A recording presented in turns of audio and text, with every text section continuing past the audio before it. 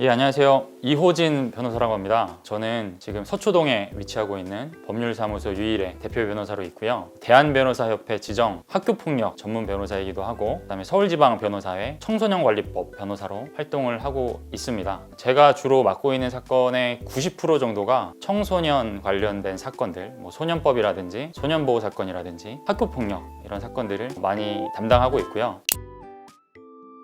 미성년자라고 하면 이제 만 19세 미만의 자를 이야기하고요. 만약에 미성년자가 우리가 이제 흔히 얘기하는 죄, 형법상의 죄가 될 수도 있고 그 기타 형사특별법상의 죄가 될 수 있겠죠. 그런 죄를 짓게 되면 처벌을 받습니다. 우리나라의 형사 미성년자 연령이 만 14세 미만이에요. 그래서 만 14세 이상부터는 죄를 지으면 형법상의 처벌을 받을 수 있는 자격이 생깁니다. 근데 이제 지금 저희 소년법을 이야기를 하고 있는데 만 10세에서 14세 미만 요 사이의 구간을 촉법소년이라고 하는데, 이 친구들이 죄를 지면 무조건 소년법으로 처벌을 받고, 그 처벌이라 하면 소년법상의 보호처분을 받게 되고요. 그다음 만 14세부터 만 19세 미만의 자까지는 형법상의 처벌을 받을 수도 있고, 아니면 소년법이 적용돼서 보호처분을 받을 수도 있습니다. 그러니까 만 19세 미만의 자라고 다 소년법으로 처벌되는 건 아니고요. 그 사이도 형사 미성년자의 구간에 따라서 촉법소년 10세에서 14세 미만은 무조건 소년법이 적용되고, 그 이상은 소년법이 적용될 수도 있고 형법상의 처벌을 받을 수도 있습니다. 이걸 결정하는 건 이제 검사가 결정을 하고요.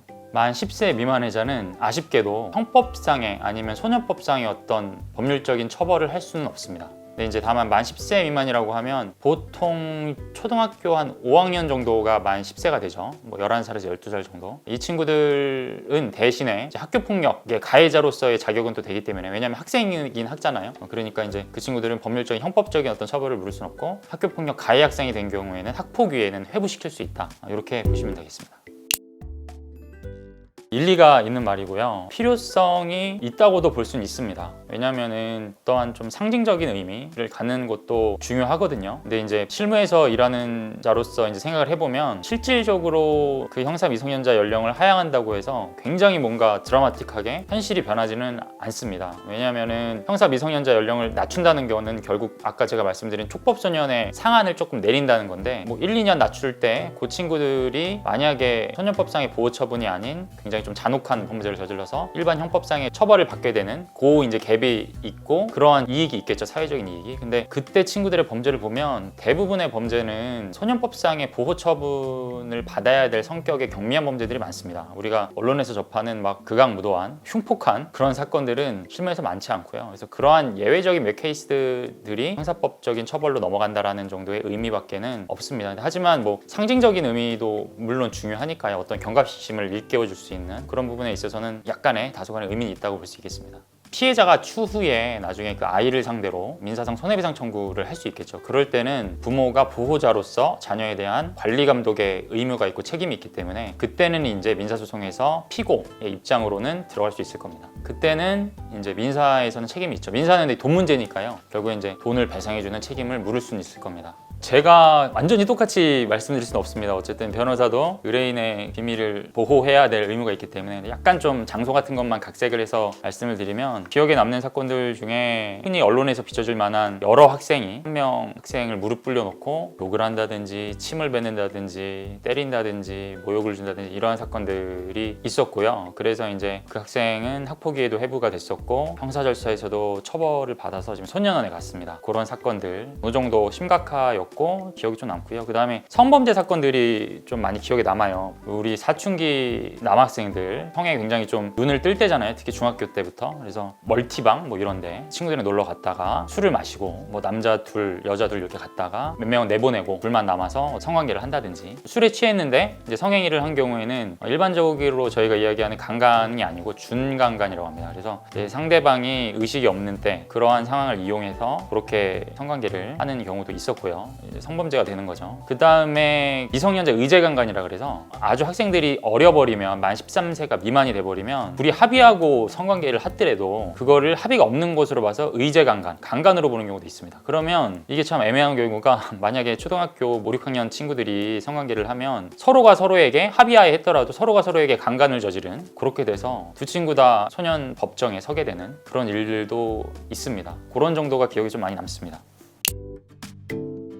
네, 장소는 전혀 중요하지 않고요. 학생 자격일 때 학교폭력 예방법 2조에 보면 그 정의 규정이 있거든요. 학교폭력. 그러한 행위 플러스 기타 피해자 측의 정신적인 아니면 육체적인 어떤 손해를 주는 모든 행위가 다 학교폭력 행위가 되고요. 그게 학원에서 일어났든 학교에서 일어났든 그다음에 초등학교 때 일어났든 고등학교 때 일어났든 아무 상관이 없고 아무 제약이 없습니다. 학생 신분인 경우에는 언제든지 학폭위 회부가 가능합니다. 이게 또 재밌는 게 예방법상의 학폭위 회부 절차는 시효가 없어요. 그래서 초등학교 1학년 때 만약에 내가 학교폭력을 당했다라고 해도 고등학교 때 와서도 그때의 일을 이유로 학교폭력위원회 회부가 가능합니다. 근데 물론 증거나 이런 것들은 조금 있어야 되겠죠. 워낙 예전 일이니까. 어쨌든 법률적으로 가능은 합니다. 다른 학교 배정돼도 상관없고 서울과 부산에 있다고 해도 상관이 없습니다. 가능합니다. 형법이나 형사특별법에 나온 금지되는 행위를 한 거는 본질적으로 똑같고요. 근데 아까 제가 처음에 말씀드렸듯이 그 처벌을 소년법을 적용해서 소년법상의 보호 처분을 하느냐 아니면은 일반 형법을 적용해서 형법상의 어떤 처벌을 하느냐 요 차이만 있는 거고요. 본질은 다르지 않습니다. 근데 이제 요새 소년 범죄 추세를 좀 말씀을 드리면 작년에 학교를 많이 안 갔죠. 코로나 때문에 그 학생들이 비대면으로 좀 많이 하고 막 이래서 학교를 많이 안 가니까 이게 SNS나 온라인상의 어떤 명예훼손이나 모욕 가령 예를 들면 뭐 안 좋은 댓글을 단다든지 외모 비하를 한다든지 댓글로 이러한 사이버 학교 폭력으로 좀 많이 추세가 전환되고 있고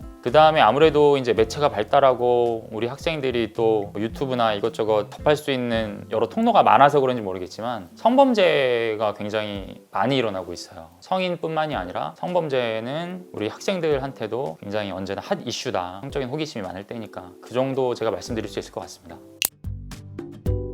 저는 반대입니다. 소년법은 필요한 법률이고요. 이렇게 얘기를 하면은 안 좋은 댓글이 달릴 수도 있겠지만 저는 개인적으로 학생들이 어떠한 형법상의 잘못을 했다고 해서 소년법이 없어지면은 뭐 어쨌든 그냥 형법으로 처벌을 하게 되면 기소유예가 나올 수도 있고 집행유예가 나올 수도 있지만 벌금형만 받아도 우리가 소위 얘기하는 전과가 맞습니다. 빨간 줄이 거정이 많거든요.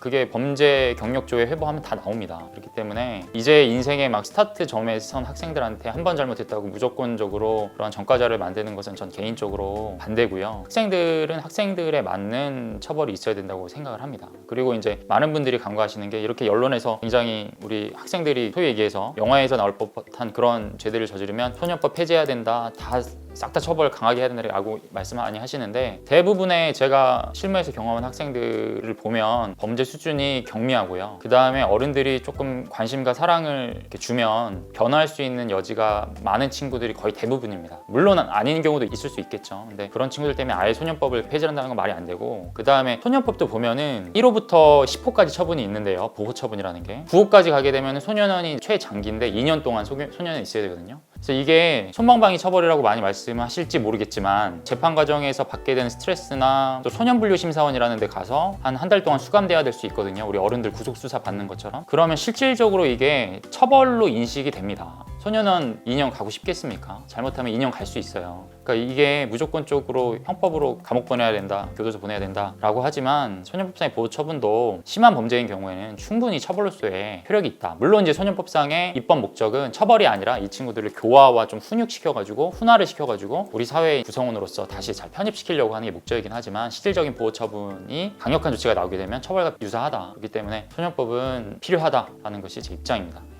일단은 형사 절차 말씀드리면 피해자가 고소할 수도 있고요. 그 다음에 이제 성범죄 같은 경우는 학교에서 수사기관에 보고를 하게 돼 있습니다. 안 하면 과태료 물어요, 학교에서. 그렇기 때문에 보통은 이제 피해자의 고소나 학교 측의 신고로 인해서 형사 입건되고요. 보통은 여성 청소년계 수사관님한테 배정이 돼서 그 수사관님이 학생 측한테 연락을 합니다. 부모한테 연락하겠죠. 그래서 이런 사건이 접수됐으니까 언제 나와서 조사를 받으라라고 이제 조사가 나오고요. 조사 날짜가 되면 같이 가서 피의자 신문조서 어쨌든 조사를 받아요. 그리고 나서 촉법소년 같은 경우에는 바로 경찰서장이 소년법원에 보냅니다. 근데 이제 형사 미성년자가 아닌 만 14세 이상의 자는 경찰에서 검찰로 송치를 합니다. 그러면 이제 검찰에서 그걸 보고 소년법원으로 송치할 수도 있고 아니면은 좀 심하다 싶으면 이제 일반 형사법원으로 보내게 되는 거죠. 그러면 이제 수사 절차는 끝나고 이제 법원에서 재판을 받는 절차가 됩니다. 소년법원에 가면은 소년법정에서 재판을 받게 되고요. 일반 형사법원에 가면은 성인이랑 똑같은 절차에 의해서 재판을 진행하게 그렇게 되는 겁니다.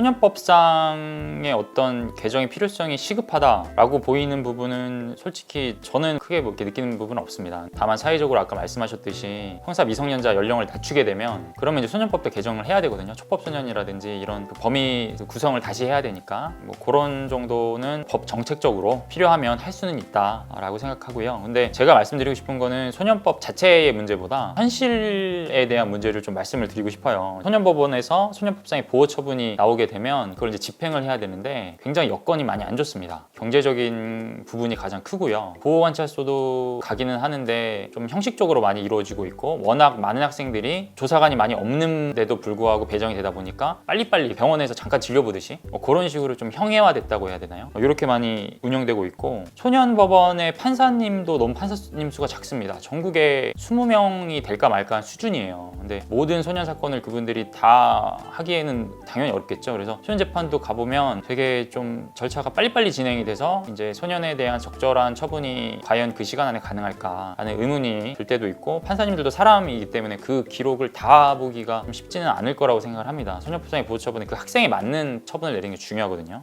그 다음에 아까 제가 말씀드렸던 소년법상의 보호 조치 6호 이상의 여러 시설들 원래 받아야 될 수 있는 그 인원수보다 항상 초과해서 받고 있어요. 그래서 판사님들도 항상 그 인원 체크에 민감하십니다. 지금 우리 재판부 누구 넣어줄 수 있느냐 그런 것들도 좀 어렵고 소년원도 자리가 많지 않고 항상 수용 가능 인원을 초과하는 이런 상황이기 때문에 소년법상의 어떠한 법률을 지금 바꾼다기보다는 예산 편성이나 이 집행이 정말 잘 효과적으로 이루어지고 있는지 그런 부분에 있어서 조금 더 보완이 필요하다라고 저는 생각을 합니다.